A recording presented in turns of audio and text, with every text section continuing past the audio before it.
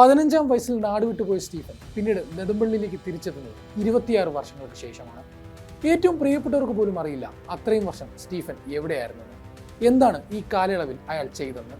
ലൂസിഫറിൽ ഫാസിൽ അവതരിപ്പിച്ച നെടുമ്പള്ളി അച്ഛൻ്റെ ഡയലോഗിലൂടെയാണ് പ്രേക്ഷകരിലേക്ക് സ്റ്റീഫന്റെ ഈ കഴിഞ്ഞ കാലത്തെ കമ്മ്യൂണിക്കേറ്റ് ചെയ്തത്. ലൂസിഫറിന്റെ 2ാം ഭാഗമായ എമ്പുരാൻ സ്റ്റീഫന്റെ ഭൂതകാലം കാണാൻ ആഗ്രഹിച്ചവരെ തെല്ലെന്ന് നിരാശപ്പെടുത്തിയിരുന്നു.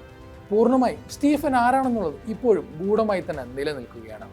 എമ്പുരാന്റെ അവസാനം യങ് സ്റ്റീഫനെ കാണിച്ചുകൊണ്ടാണ് ചിത്രം അവസാനിക്കുന്നത്. 3ാം ഭാഗം ഉറപ്പായും അബ്രാം ഖുറേഷിയിലേക്കുള്ള സ്റ്റീഫന്റെ യാത്രയാകും പറയുക എന്നതും ഉറപ്പാണ്. ഇതിനിടയിൽ ഇപ്പോൾ സോഷ്യൽ മീഡിയയിൽ ചർച്ചയാകുന്നത് സിനിമയുടെ 3ാം ഭാഗത്തിന്റെ പേരാണ്. അസ്രയേൽ എന്നാണ് 3ാം ഭാഗത്തിന്റെ പേരെന്നാണ് ഭൂരിഭാഗം സിനിമാ പ്രേമികളും അഭിപ്രായപ്പെടുന്നത്. ഇതിന് കാരണമായി അവർ ചൂണ്ടിക്കാണിക്കുന്നത് എമ്പുരാന്റെ അവസാനത്തിൽ 3ാം ഭാഗത്തെക്കുറിച്ചുള്ള സൂചനയായുള്ള പാട്ടിൽ ഹമ്മിങ്ങായി കടന്നു വരുന്ന അസ്രയേൽ എന്ന പദമാണ്. 2ാം ഭാഗത്തേക്കുള്ള സൂചനയായി ലൂസിഫർ സിനിമയുടെ അവസാന രംഗത്ത് കാണിച്ച പാട്ടിൽ എമ്പുരാനെ എന്ന പ്രയോഗമുണ്ടായിരുന്നു. ഇത്തവണ അത് അസ്രയേൽ എന്നാണ്. അതുമാത്രമല്ല, ഫാദർ നെടുമ്പള്ളി സ്റ്റീഫനെ വിശേഷിപ്പിക്കുന്നത് പിതാവിൻ്റെയും പുത്രൻ്റെയും ഇടയിൽ വിരിഞ്ഞ ഇരുട്ടിൻ്റെ പൂവെന്നാണ്. എന്നാൽ സ്റ്റീഫൻ സ്വയം വിശേഷിപ്പിക്കുന്നതാവട്ടെ, മാലാഖമാർക്ക് കടന്നു ചെല്ലാൻ സാധിക്കാത്ത ഇടങ്ങളിലേക്ക് ദൈവം അമ്മമാരെ അയച്ചതുപോലെ ദൈവത്തിന് കടന്നു ചെല്ലാൻ അറപ്പുള്ള ഇടങ്ങളിലേക്ക് ദൈവം തന്നെ നാടുകടത്തിയ കറുത്ത മാലാഖയിലെ താനെന്നാണ്. കറുത്ത മാലാഖ അഥവാ മരണത്തിന്റെ മാലാഖ എന്ന അർത്ഥമാണ് അസ്രയേൽ എന്ന വാക്കിനുള്ളത്. ദൈവത്തിന്റെ മരണദൂതനാണ് അസ്രയേൽ. ക്രിസ്ത്യൻ ഇസ്ലാമിക് ചരിത്രത്തിലും വിശ്വാസത്തിലും കഥകളിലും ഈ പേര് വ്യാപകമാണ്. അനീതിക്കെതിരെ പ്രതികാരം ചെയ്യുന്ന നരകത്തിന്റെ മാലാഖയാണ് അസ്രയേൽ എന്നാണ് വിശ്വാസം. കബുകയെ കൊലപ്പെടുത്തിയ ശേഷം സ്റ്റീഫൻ പറയുന്നത് നമുക്ക് നരകത്തിൽ വെച്ച് കാണാമെന്നാണ്. ഇതെല്ലാം കൂട്ടിച്ചേർത്താണ് സിനിമയുടെ 3ാം ഭാഗത്തിന്റെ പേര് അസ്രയേൽ എന്ന് പ്രേക്ഷകർ പറയുന്നത്.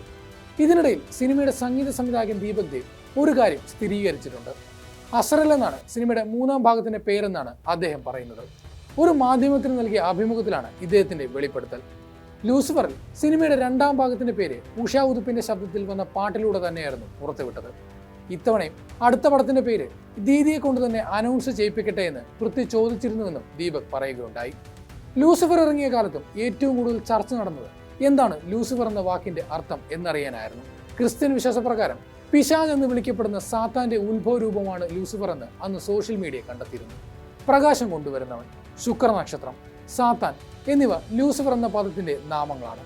ഏറെക്കുറെ ഇതിനോടെല്ലാം ചേർന്ന് നിൽക്കുന്നതായിരുന്നു സിനിമയിലെ സ്റ്റീഫന്റെ കഥാപാത്രവും. പിന്നീട് എമ്പുരാൻ എന്ന വാക്കിന്റെ അർത്ഥവും പ്രേക്ഷകർ കണ്ടെത്തിയിരുന്നു. രാജാവിന് മുകളിൽ ദൈവത്തിന് താഴെ എന്നാണ് എമ്പുരാൻ എന്ന വാക്കുകൊണ്ട് അർത്ഥമാക്കുന്നത്. ദൈവത്തിന് വേണ്ടി കാര്യങ്ങൾ നടത്തുന്ന വ്യക്തിയാണ് ഈ വാക്കിലൂടെ ഉദ്ദേശിക്കുന്നത്. അതേസമയം എംപയർ, തമ്പുരാൻ എന്നീ വാക്കുകളുടെ സംയോജനം കൂടിയായി ഈ വാക്കിനെ കാണുന്ന ആരാധകരുമുണ്ട്.